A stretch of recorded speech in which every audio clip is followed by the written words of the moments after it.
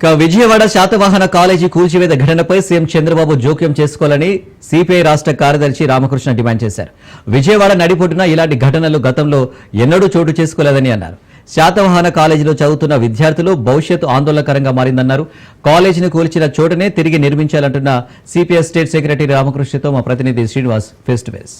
చరిత్ర కలిగిన శాతవాహన కాలేజీకి సంబంధించినటువంటి కూల్చివేత ఘటన విజయవాడ వ్యాప్తంగానే కాదు రాష్ట్ర వ్యాప్తంగా తీవ్ర కలకలం రేపుతుంది. ఇప్పుడు అదే కాలేజీలో చదువుతున్నటువంటి 400కు పైగా విద్యార్థులు కావచ్చు, అట్లాగే పనిచేస్తున్నటువంటి సిబ్బంది కావచ్చు, వీళ్ళందరి జీవితాలు కూడా భవిష్యత్తు ఏంటనేది కూడా ఒక ప్రశ్నార్థకంగా మారింది. అయితే విద్యార్థులకు ఎట్టి పరిస్థితుల్లో న్యాయం చేయాల్సింది, అట్లాగే స్టాఫ్ ను కూడా వీళ్ళు ప్రభుత్వం సిబ్బంది విషయంలో కూడా జోక్యం కల్పించుకోవాలని కూడా సిపిఐ డిమాండ్ చేస్తా ఉంది. అయితే ఈ రోజు నిన్న జరిగినటువంటి కూల్చివేత ఘటనకు సంబంధించి తీవ్రంగా ఖండించినటువంటి ఏపీ సిపిఐ రాష్ట్ర కార్యదర్శి కొద్దిసేపటి క్రితం కాలేజీ వద్దకు రావడం జరిగింది. అంటే వీళ్ళు ఏ విధంగా వీళ్ళ డిమాండ్స్ ఎలా ఉన్నాయి, అట్లాగే ప్రభుత్వాన్ని ఏ విధంగా ఒత్తిడి తీసుకురానున్నారు అనే విషయంపై మనతో మాట్లాడేందుకు సిపిఐ రాష్ట్ర కార్యదర్శి రామకృష్ణ మనతో ఉన్నారు. సార్ చెప్పండి, ఈ శాతవాహన కాలేజీ అనేది దాదాపు 50 ఏళ్ళ చరిత్ర కలిగినటువంటి కాలేజీ ఇది. ఈ కాలేజీలో ఉన్న అంటే అనూహ్య రీతిలో ఈ ఘటన జరగడం ఏ విధంగా, అంటే మీ కోణంలో ఏ విధంగా చూస్తారు? ఇవాళ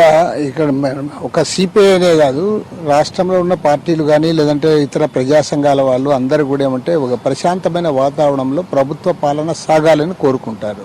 మరి విజయవాడ నగరం నడిబొడ్డున ఈరోజు మీరు ఏదో దుర్మార్గంగా అర్ధరాత్రి పూట వచ్చి జేసీబీలతో దాని అంతా కాలేజీని కూలగొడితే అది ఇవాళ మీడియాలో ప్రముఖంగా చర్చనీయాంశం అవుతా ఉంది. ఎక్కడో దూరం నుంచి చూసిన వాళ్ళంతా ఏమనుకుంటారు, ఏం జరిగిందో విజయవాడ లాంటి చోటుని ఒక కాలేజీని ధ్వంసం చేశారంటే అందులో అధికార పార్టీ ఎమ్మెల్సీ కూడా ఇందులో ఇన్వాల్వ్ అయి ఉన్నాడని అన్నప్పుడు సహజంగానే ప్రభుత్వానికి చెడ్డ పేరు వస్తుంది. అదేవిధంగా ఎస్ఆర్ఆర్ కాలేజీలో కూడా సైట్ కొట్టేయడానికి ప్రయత్నం చేస్తా ఉన్నారని చెప్పి గత 6 మాసాలుగా చర్చ జరుగుతూ ఉంది. కాబట్టి ఏమంటే మీరు ప్రభుత్వము అధికారంలో ఉండడం అనేది ప్రజలకు ఉపయోగపడే పద్ధతిలో ఉండాలి తప్ప ప్రజల ఆస్తులు కొల్లగొట్టడానికి లేదంటే మీకు తక్కువ రేటుకు వస్తుందంటే దాన్ని మీ అధీనంలోకి తీసుకోవడానికి మీ అధికారాన్ని వినియోగించుకునే పద్ధతిలో ఉంటే మాత్రం ఖచ్చితంగా ప్రజలు స్పందిస్తారు.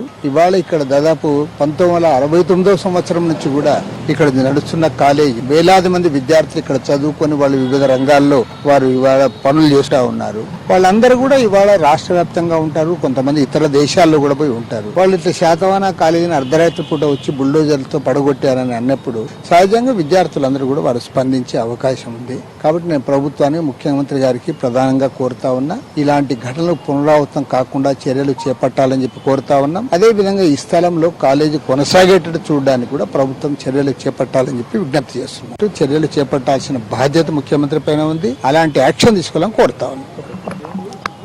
కాలేజీకి సంబంధించి స్పందించడం జరిగింది. అయితే ముఖ్యంగా ఏంటంటే ఇది ఏం జరిగిందో ఏంటనేది అది పక్కన పెడితే ముఖ్యమంత్రి స్వయంగా ఈ విషయంలో జోక్యం చేసుకుని ఆ కాలేజీ, శాతవాహన కాలేజీ కూల్చివేసినటువంటి కాలేజీని మళ్ళీ పునర్నిర్మించి కూడా అక్కడే కొనసాగించాలని, అవసరమైతే దీనికోసం భవిష్యత్తులో తమ ఆందోళన కూడా చేపడతామని సిపిఐ రామకృష్ణ స్పష్టం చేయడం జరిగింది. కెమెరామెన్ సాయితో ఐ శ్రీనివాస్, రాజ్ న్యూస్.